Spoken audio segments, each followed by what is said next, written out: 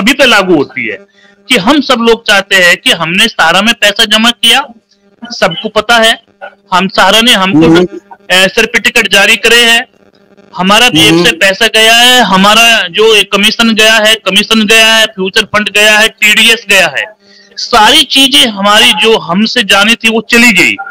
लेकिन मैं एक चीज विजय कुमार जी पूछना चाह रहा हूँ सहारा इंडिया से भक्तों से, या मैं कन्हा साहब से पूछना चाहता हूँ, पिछले 12 सालों में सहारा ने एक जमाकर्ता के लिए क्या कोशिश किया कि आम जमाकर्ता को उसको भुगतान हो जाए। आम जमाकर्ता की मैं बात कर रहा हूँ कि उसका भुगतान हो जाए।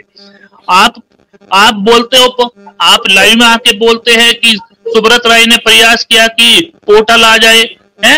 आप बोलते हो कि सुब्रत राय ने एक पत्र लेके भारत सरकार को कहा कि एक ऐसा पोर्टल इजाद कर दी जिससे हमारे जमाकर्ता को भुगतान हो जाए। फिर उसके बाद आप सीधा कहते हैं कि सहारा ने ऐसा कुछ नहीं किया।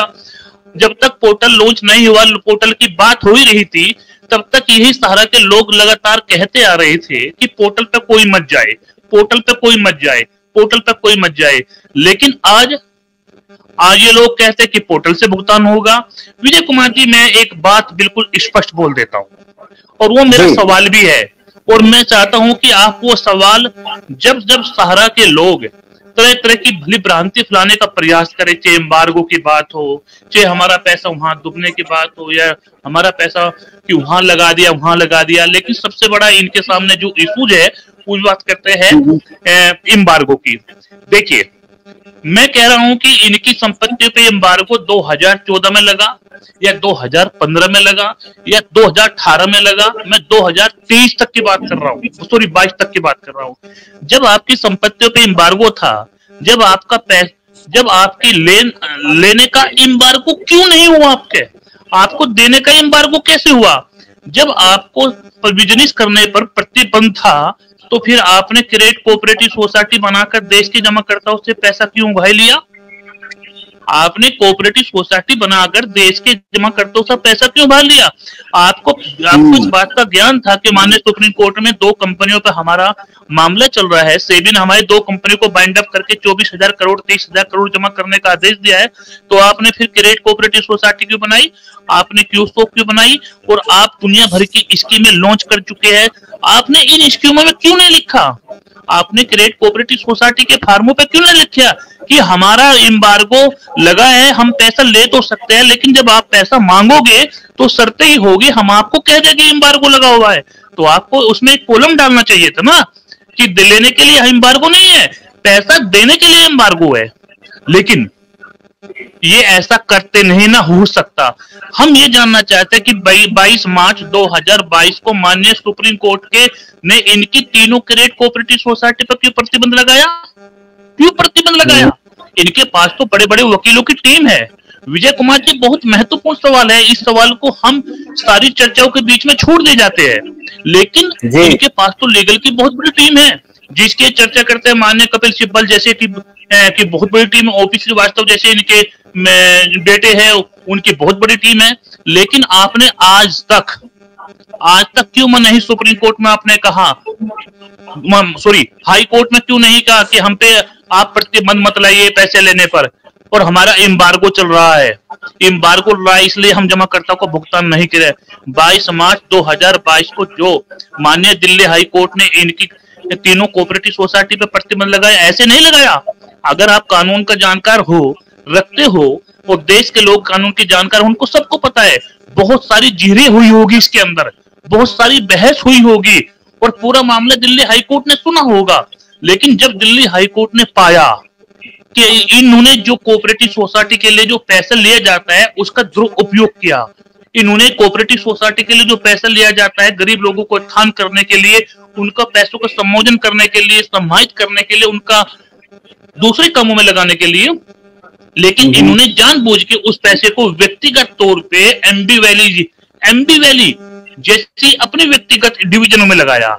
वो पाया और उसमें यही माननीय सुप्रीम कोर्ट ने कहा कि आपने 62,000 करोड़ रुपए आपने एमबी वैली में लगाया और आपने देश के जमाकर्ताओं का भुगतान नहीं किया, जो शिकायतें प्राप्त हुई उनका भुगतान नहीं किया, इसलिए आपकी तीनों क्रेडिट कोऑपरेटिव सोसाइटी पर प्रतिबंध किया जाता है। तो आज तक विजय कुमार जी ये अपने प्रतिबंध को क्यों नहीं हटवा पाए? अगर सहारा इंडिया इतनी सच्ची है, इतनी ईमानदार है, तो क्यों नहीं आज तक तीनों क्रेडिट कोऑपरेटिव सोसाइटी को क्यों नहीं अपना ये जो क्या बोलते हैं स्टे लेके आ गए? नहीं लेके नहीं आए। इनका खाली क्या है, जो बार बार हम बात करते हैं ना, ये सहारा का ऑफिस खुलेगा, सहारा का ऑफिस खुलेगा। अरे सहारा का ऑफिस बंद किया क्या है? बंद खुद इन लोगों ने एक पूरी संयोजित तरीके से परियोजना बना के, परियोजना कह रहा हूं, पूरी परियोजना बना के सहारा के ऑफिस को बंद किया, सहारा के ऑफिस को बंद किया ताकि जमाकर्ताओं को भुगतान न देना पड़े। ये आप समझ लीजिए। अब जो पोर्टल की बात आई, 5,000 करोड़ रुपए सरकार और सहारा की सांठ गांठ से सिर्फ एक खाली झुनझुना दे दिया गया। खाली देश के लोग इनके ऊपर एफआईआर ना करे, देश के लोग लीगल में ना जाए, देश और सरकारें के बहाना बना के कि हमने 5,000 करोड़ का भुगतान करने के लिए एक पोर्टल बनाया है, उसको जारी करा जानबूझ के। ये सब चीजें एक संयोजित तरीके से हो रही है। और जो आपने कहा कि बरसोवा वाली जमीन का इनका एग्रीमेंट हो गया, देखिए हम इस बात पर जाना नहीं चाहते कि हो गया या होगा। हम इस बात पे जानना चाहते हैं कि नौशाद भाई हम कंफर्म नहीं कर रहे हैं। हमारे ही चैनल पे आकर के अभी कहा गया, तो आपकी प्रतिक्रिया हम जानना चाह रहे थे। हम कंफर्म नहीं कर रहे। सोशल मीडिया की किसी खबर को बिना सत्यापित किए हुए हम कंफर्म कभी नहीं करते हैं। देखिए विजय कुमार जी मैं कहता हूं कि कंफर्म भी हो जाए, 1,000 करोड़ रुपए जमा भी कर दे। ये मैं कह रहा हूं कि 25,000 करोड़ रुपए कल ही जमा कर दे। हमें इस बात से सही मायने में, अगर आप बहुत महीन बारीक तरीके से देखोगे क्या मतलब है, ये आपको निश्चित बता दूं, मेरी बात को आप समझ लीजिए, मैं आपको बता रहा हूं, ये बात आपको निश्चित तरीके से, मजबूत तरीके से बता जा रहा हूं। अगर 25,000 करोड़ रुपए सहारा को वापस भी मिल गया, ये मिलने जा रहा है, चलो ये पैसा सहारा जमाकर्ताओं को नहीं देगी, ये आप समझ लीजिए, ये समझ लीजिए। ये राहत जमाकर्ता ये ना सोचे कि राहत सहारा के जमाकर्ताओं के लिए मिलेगी, नहीं, ये राहत सहारा इंडिया को मिलेगी, जिससे वो पैसा निकाल के अपने दूसरे कामों में लगा ले, और यह जो भी आगे की प्रक्रिया है यहां से चले जाने की, जो उसमें लगा ले। साफ सी बात है, देश के जमाकर्ता को राहत इसलिए नहीं मिलेगी। नौशाद मेरा एक क्वेश्चन है यहाँ पर आपसे कि सुप्रीम कोर्ट इस चीज को मॉनिटर कर रहा है, और सुप्रीम कोर्ट ने ही 5 तारीख के अपना जो जजमेंट था उसमें ये कहा था कि एक वेंचर कैपिटल में आप जाएं, उसमें शायद बरसोवा वाली जमीन की भी बात हो रही थी। तो आपको लगता है इतना आसान है कि ये पैसा निकाल लें और दूसरी जगह इन्वेस्ट कर लें?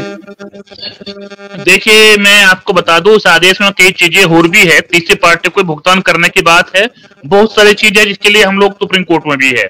मैं आपकी बात को मजबूत इसलिए बना देता हूं, आपकी बात को समर्थन इसलिए करता हूं कि माननीय सुप्रीम कोर्ट के जो गाइडलाइन में सब चीजें होगी, लेकिन हम ज्यादा विश्वास सहारा पे लेने की जाते हैं, क्योंकि सहारा हमेशा फ्रॉड करने की नीति रखता है। अगर आप बात करें तो क्या माननीय सुप्रीम कोर्ट के जो रिटायर्ड जज है आर सुभाष रेड्डी और गौरव कुमार अग्रवाल जो वकील साहब है, क्या इनकी निगरानी में सहारा पोर्टल नहीं चल रहा है?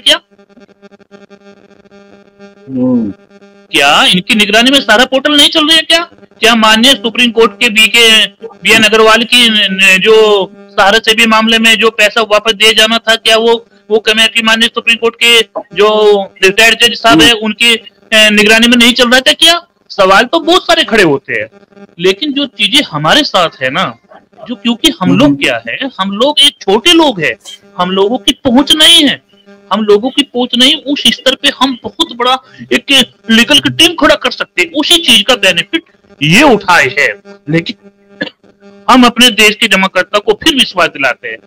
जो बात होगी अब सहारा के जमाकर्ता के हित में होगी, ये मैं आपको क्लियर बता देता, क्योंकि अब हमारे पास लीगल की टीम भी है, हमारे पास संगठन भी है, और हमारे पास आम जमाकर्ता भी हमारे साथ जुड़ा हुआ है। हमारे पास सारी चीजें है, और हम समय समय पर माननीय सुप्रीम कोर्ट में भी जाएंगे, हम समय समय पर सब चीजें रखेंगे, जो इनकी गलत नीति होगी उसका हम विरोध